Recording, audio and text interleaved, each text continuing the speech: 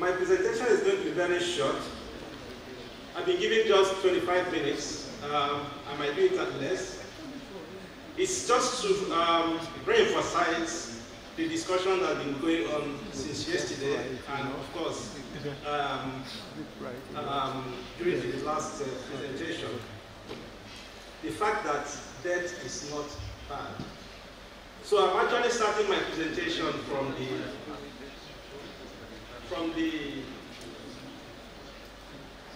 the last concluding thoughts of the last presentation,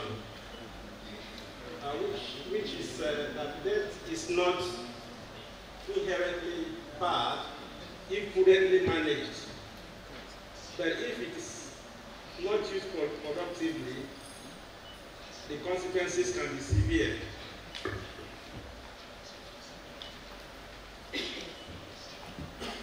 So, I want to say that no one is too rich not to want more money. Indeed, everybody wants more money. No matter our level of income, we are still chasing money. Even those who have retired, they still chase money, isn't it?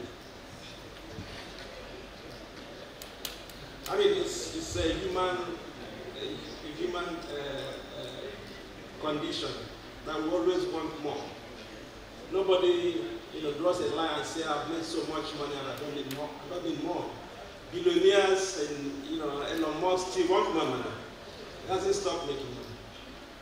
So this derives from the fundamental economic theory of human wants being unlimited while resources remain scarce. So both the rich and the poor are looking for more money to satisfy the insatiable human wants. But in Africa, we are no longer talking about human wants, but we are talking about human needs. And in some circumstances, such as in some transition states, the needs are actually there. So let's have a quick look at the status of global debts for both rich and poor.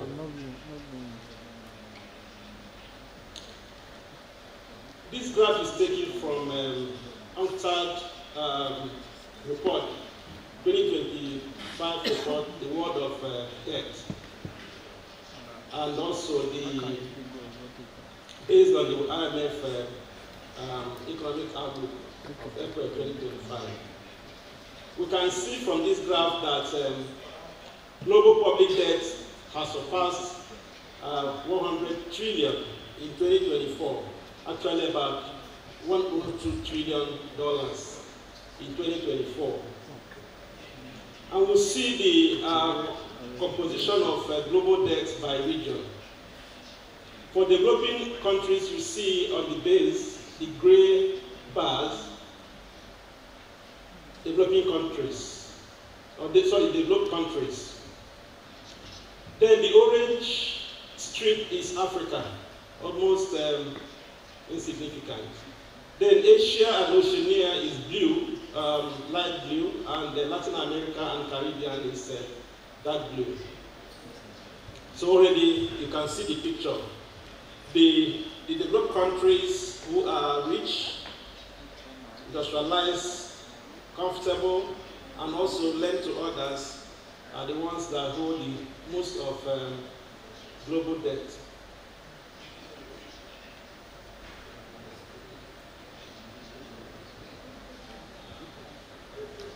It's not moving again. Okay, so. Okay, so we'll look at this. This will give us a further breakdown of this. The structure of global debt by region.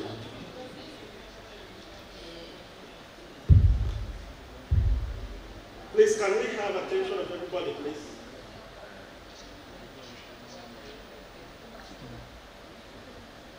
We can see that Africa has just 2% of global debt as at 2024. Latin America has 5%. Oceania has 24%. I singled out Japan, China, and America to demonstrate the percentage of global debt that are held by the three richest countries in the world. Japan holds 10.01%, China 16.12%, and America holds about 34.55% of global debt. So indeed, America, China, and Japan holds about 60.68% of global debt. This is from UNCTAD World of Debt Report 2025. So it's just about, I'm just trying to narrate the last slide.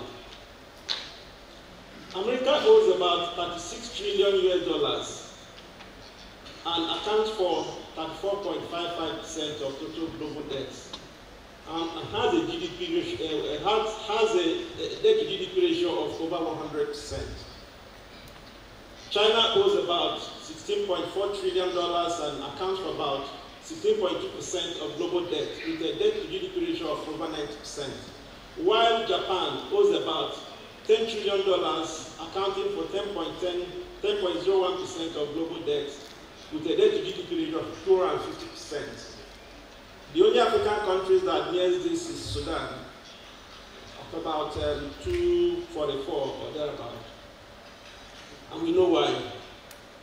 So the three largest world economies account for about 60.68% of global debt. And these are countries who are highly developed, industrialized, economically and politically stable, no overwhelming climate disasters, and they also lend to other countries, but they borrow still.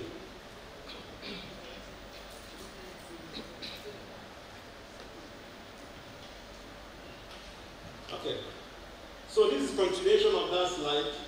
Just let me make the point that Africa, which holds about 2% of total global public debt and accounts for $2 trillion of global debt stock, has a GDP ratio, average GDP ratio of about 65%.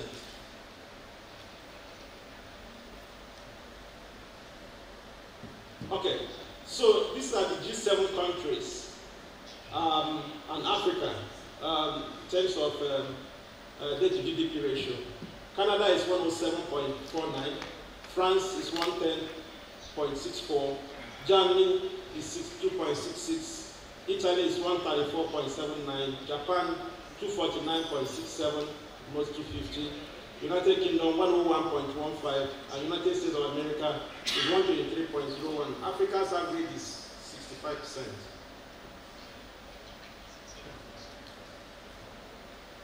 Okay. Also, developed economies issue most sovereign and corporate debts in terms of both public debt and private sector debt. Still, the developed economies are leading.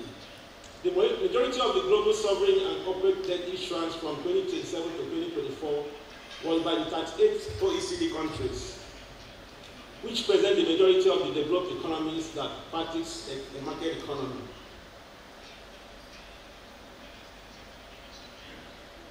Okay, so let's look at the global sovereign and corporate issuance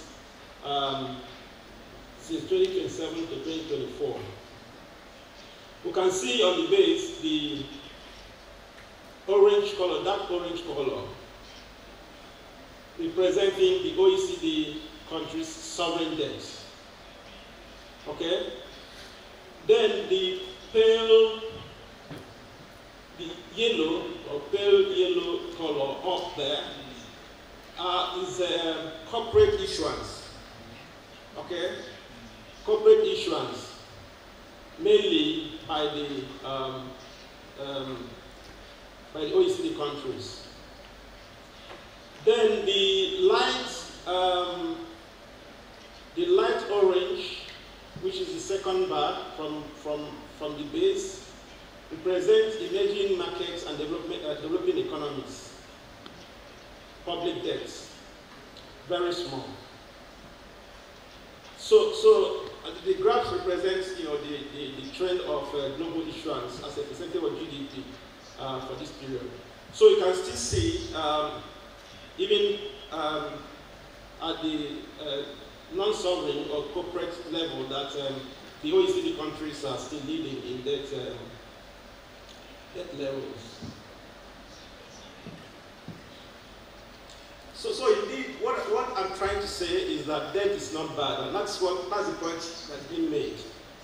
You know, except if you don't want to grow beyond your capacity, then you have to remain with what you earn. You might be comfortable and sleep very well, but you need to leverage debt financing to be able to do more.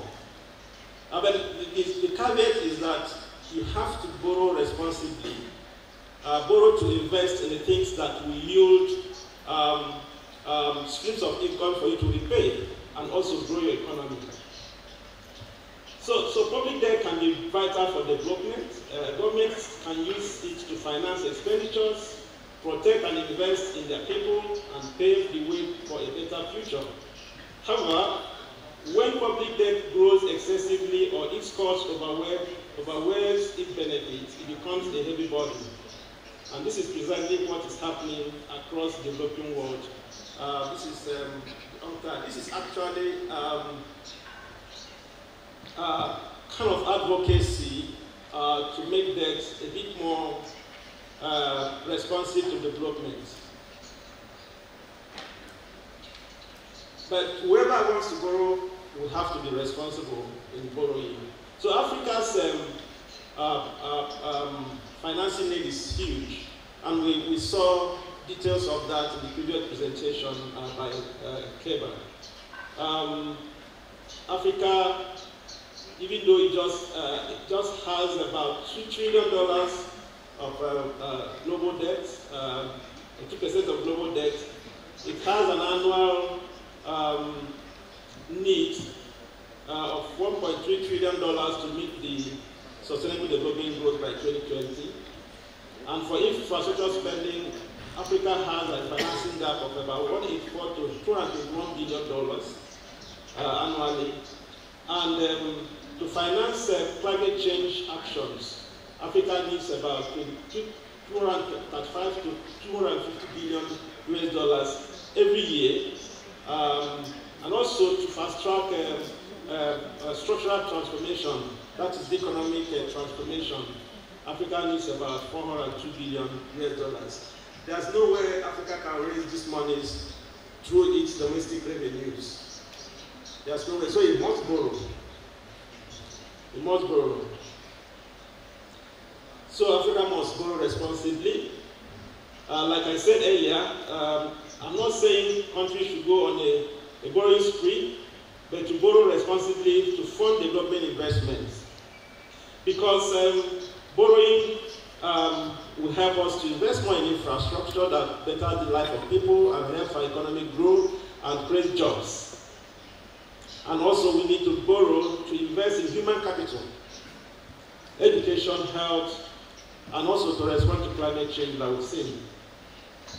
We need to also borrow to manage our economies as a fiscal balancing tool for deepening and stabilizing our financial markets and for economic growth.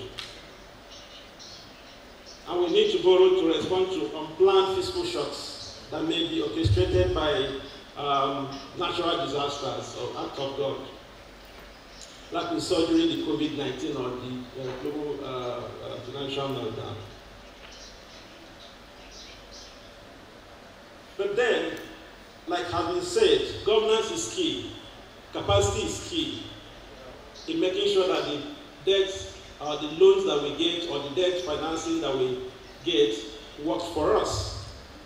If we borrow money and put them in frivolous spending, then we are digging deeper in our hole.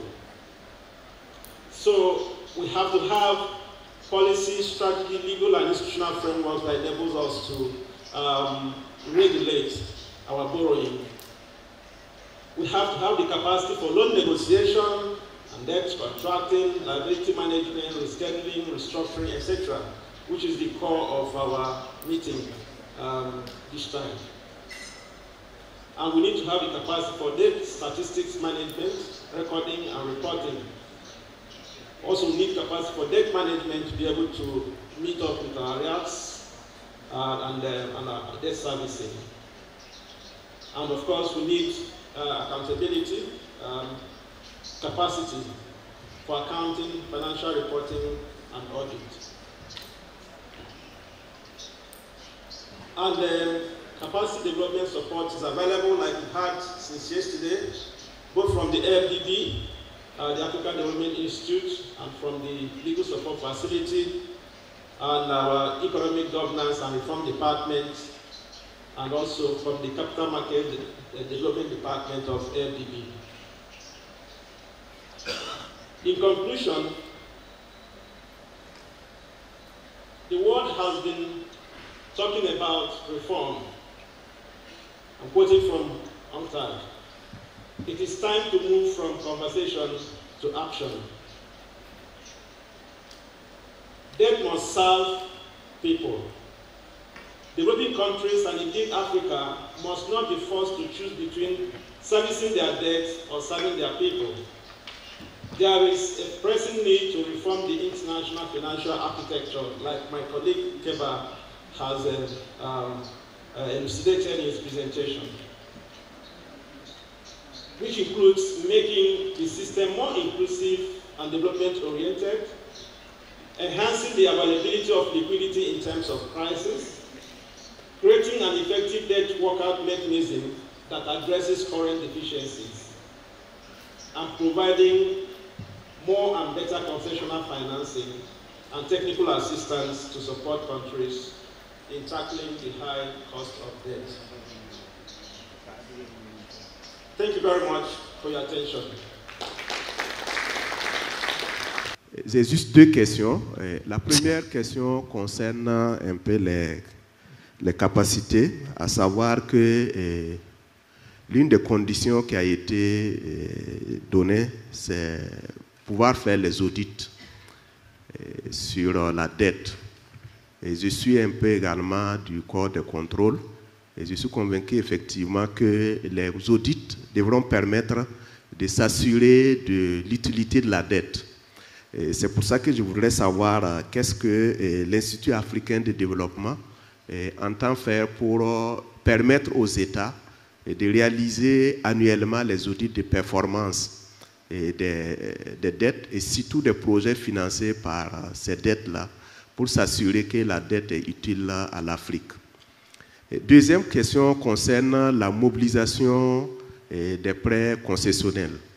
Lorsqu'on regarde depuis 1980 jusqu'à maintenant, on se rend compte que le taux est toujours inférieur à 20%, sauf en 2005, apparemment qu'on est parti à 25%. On est toujours en deçà de 20% de dettes concessionnelles. Voilà. Qu'est-ce qui peut être fait pour impulser cette dynamique et inverser la tendance, à savoir qu'on puisse passer à un équilibre, peut-être 50% entre dettes concessionnelles et dettes commerciales. Merci. Merci bien. Pour commencer, je voudrais remercier les deux présentateurs de ce matin pour leurs exposés très riches et très exhaustifs. Alors, le dernier présentateur a présenté l'utilisation de la dette de façon très exhaustive. Hein. Sorry, could you say your name? Ah, ok. Mon nom est Amoussou Guénou. Je suis magistrat conseiller maître à la Cour des comptes du Togo, en charge du contrôle de l'exécution des comptes de l'État. Bien. Alors, il est apparu clairement depuis hier que la dette n'est pas une mauvaise chose en soi. Elle peut être même une bonne chose si elle est bien investie dans les secteurs productifs et aussi dans les infrastructures. Mais alors, dans nos pays, il y a quand même une nécessité d'investir dans le capital humain. Et ces secteurs, éducation et santé, sont réputés ne pas être des secteurs rentables à court et moyen terme, mais rentables à long terme dans la mesure où la productivité du travail est améliorée. Alors, ma question est la suivante. Comment réconcilier donc la nécessité d'investir dans le capital humain et où le retour sur investissement n'est pas attendu à court et moyen terme, mais et aussi assurer l'équilibre de la viabilité de la dette dans la mesure où les ratios d'endettement augmentent, mais le retour sur investissement n'est pas immédiat et c'est bien après, à long terme, qu'on peut espérer un équilibre. Merci. Good morning. My name is Matthew Sandi. I'm the Director of Public Debt Management Division in the Ministry of Finance, Government of Sierra Leone. One thing I would like to bring to the discussion is the use of debt in times of shock. I think we have not really focused on that too much for now. Why I'm raising that is because the practical experience we've seen in terms of shocks like epidemics in Africa, even for the global shocks recently, the pandemic, the global pandemic, we saw that the two main drivers of economic growth in Africa, which is the multilateral institutions or our development partners, as well as the private sector, got really hit. So the only anchor that was holding Africa's race to the 2030 agenda was actually debt. And how governments responsibly use debt during that period is very, very important in terms of recovering back and also racing to the 2030 agenda. So that is a point that I would like us to discuss in terms of using debt, because in my view, really, when things are good in the economy, we should actually build buffers. We should build buffers. So I think that is the lesson that many of these African countries that we are seeing who are success champions like the Botswanas are using. So for us who are mining countries or who are mineral or resource-rich countries, when the prices are good, we should actually not rack up debt, but we should build buffers, accumulate, and then when it's time of shock, we should use now what we have accumulated. So I think as we are discussing the usefulness of debt, it's also important to note that when there is boom time, it's not a time to rack up more debt. I think that is something I would like to bring to, in particular, if we do that, when shocks come, you are going to eventually use more debt again to address the shock. But when the shocks fade out, it will be difficult for you to kind of rebound. And that is what we are now seeing.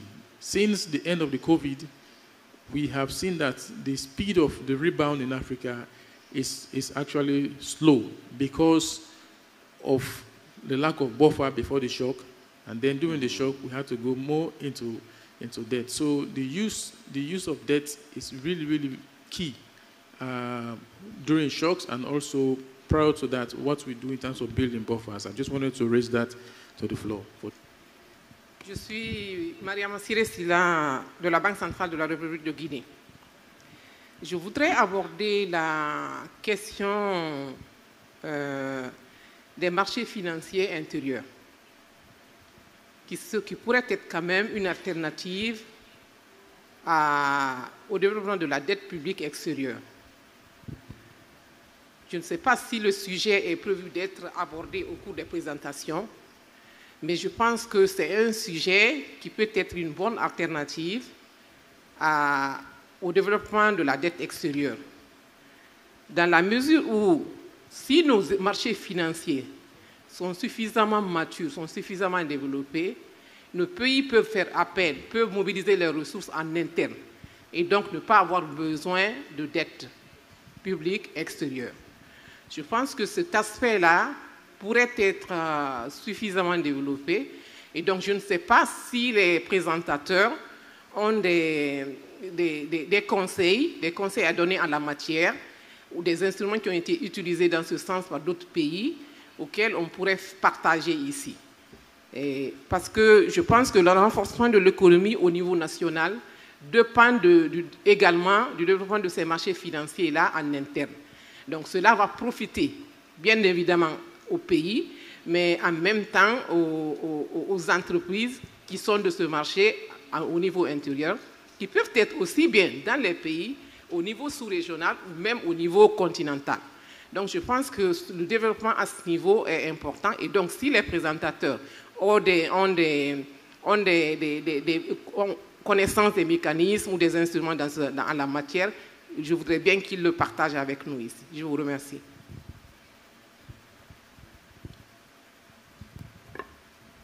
Thank you. Maybe let's take one more question, and then we give the chance to the presenter. Okay, we'll take you.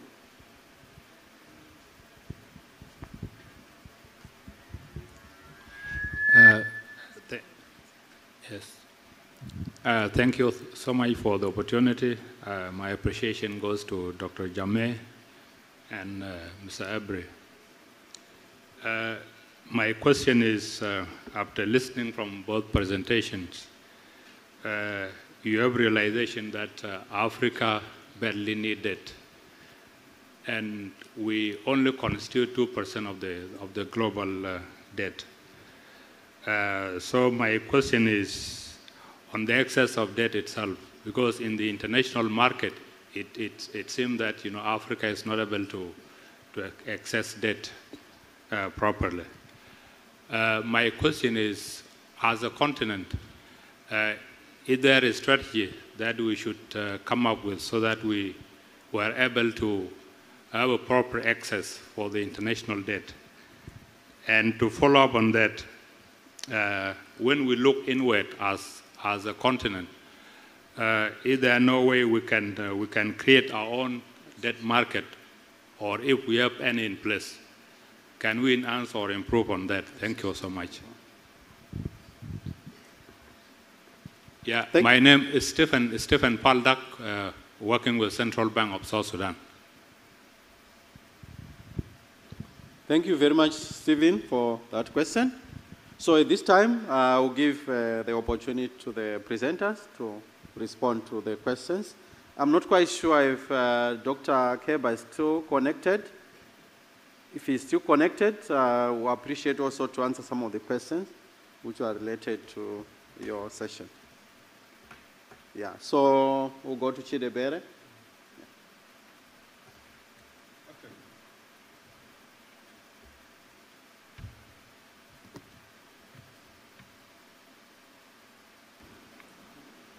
Thank you very much for the questions and the comments. Let me start with the last question. If there is any strategy for Africa to be able to access global debt market. Indeed, there are a number of measures that have been taken by the African Union and the African Development Bank in collaboration with other partners to enable Africa be able to have a more friendly debt access, both globally and locally. First of all, the reason Africa is being perceived as a high-risk country is because lenders think that Africa is poor. Okay, if you're going to lend to a poor person, you'll be very skeptical that the person is going to pay back. But indeed, Africa is rich, if not richer than any other part of the world. So that's why the African Development Bank is leading initiative in the natural wealth of nations. Africa has the largest deposit of natural wealth. And these are not taken into consideration when you are valuing the worth of African countries. And they are not taken into consideration in lending decisions. So this is one of the measures or strategies that the continent, especially being spearheaded by the African Development Bank and the AU, is leading. So the bank is helping countries to now reconstruct their national accounts to include natural wealth, which will substantially help in the risk perception of these countries. The other one is rating agencies. Rating agencies are very important in terms of the perception of risk of countries, and it determines how much countries are charged in terms of interest when they are lent to, if they are lent to at all. So the AU also, in collaboration with the bank and other partners, are working on starting the Africa Credit Rating Agency, which will have a more objective assessment of the risk levels of African countries and give a more African perspective in the risk assessment and risk rating of African countries. I believe that when this comes on stream, it will help also in moderating the risk assessment and rating of African countries by global rating agencies, and might have a favorable impact on access to debt financing. Also, the bank, in collaboration with the African Union, is setting up the African Financial Stability Mechanism, which will help in bailing out African countries when they are in their need of financing, and that will bring some kind of buffer and stability in the development finance mechanism of the African countries. So these are some of the regional, or if you like, continental initiatives that are being put in place to ensure that African countries are able to have more favorable access to debt. But again, I have to point out the fact that each country has a responsibility to make sure that their financial systems enables them to be able to have access to both domestic and foreign debts. We listened to Keba earlier. He said governance is very key. Everybody is watching everybody. If your country is reckless, when you want to go to borrow, people think that you're reckless, and if they lend to you at all, they're going to lend to you at a very high cost. So governance in our individual countries is very important to make sure that we put our countries in the place where they can easily access very competitive debt. So that's about the last question.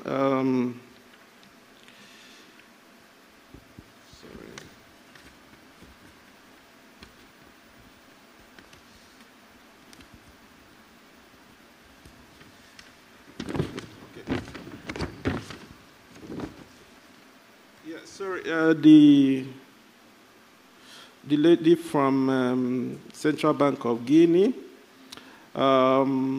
talked about domestic debt market development as an option to external borrowing. And I agree with you. Countries are being encouraged to develop their domestic debt markets because it provides more stable and less risky loans, because you're not going to be contending with foreign exchange risks when you're borrowing internally, even though you have to be mindful of the crowding out effect. But indeed, development of domestic debt markets is encouraged, and the bank like I pointed out in my presentation, we have our Capital Market Development Department, which you can approach to help you build capacity in that regard. And over the course of the next 2 to 3 days, we are going to have a presentation on instruments, debt instruments for the domestic debt market. So I believe that you're going to get more insight from those presentations. Mr. Sandy from Sierra Leone, debt manager Sierra Leone, I think you made a very good comment in terms of amassing buffers against shocks. So I can't agree less with your contribution. Thank you very much for that. I think it is in time of plenty that we prepare for the times of need. Amusu Genu from Togo. Yes, investment in human capital is key, and indeed, that is why governments exist. Okay, so to balance that objective, governance is very important. Okay, your country should, and I know it also has a development plan. It is in your development plan that you articulate the objective for investment in human capital and how you're going to go about that. So it's important, and if you need help in developing strategies or plans for this, I'm sure the bank can be of assistance to you.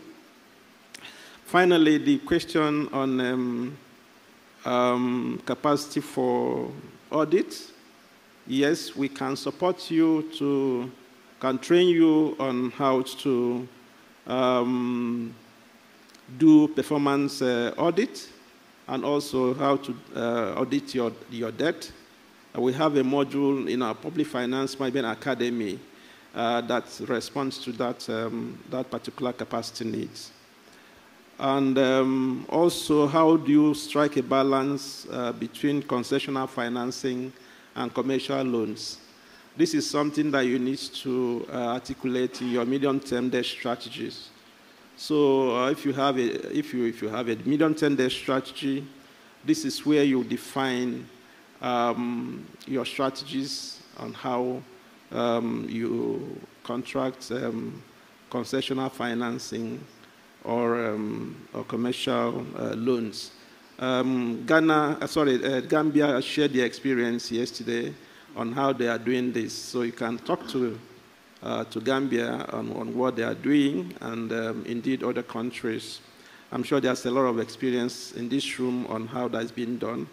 Nonetheless, if you need support in developing medium-term debt strategies, the bank can be of help to you. Thank you very much.